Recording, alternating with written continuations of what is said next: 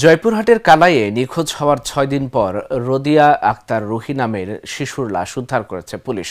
শুক্রবার বাবার বাড়ির টয়লেটের সেপটি ট্যাঙ্ক থেকে শিশুটির লাশ উদ্ধার করা হয়। এ ঘটনায় জড়িত থাকায় নিহত শিশুর চাচা, শিশুর সৎমা এবং আব্দুর রহমানের শ্বশুরকে গ্রেফতার করেছে পুলিশ। কালাই থানার ওসি জাহিদ হোসেন জানান, রুহি কালাই উপজেলার হিমাইল গ্রামের বাসিন্দা আব্দুর রহমানের প্রথম পক্ষের মেয়ে।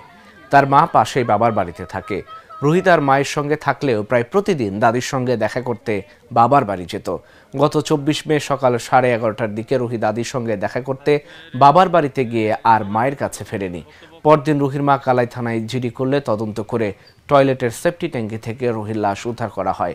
আটককৃতরা প্রাথমিক জিজ্ঞাসাবাদে হত্যার কথা স্বীকার করেছে।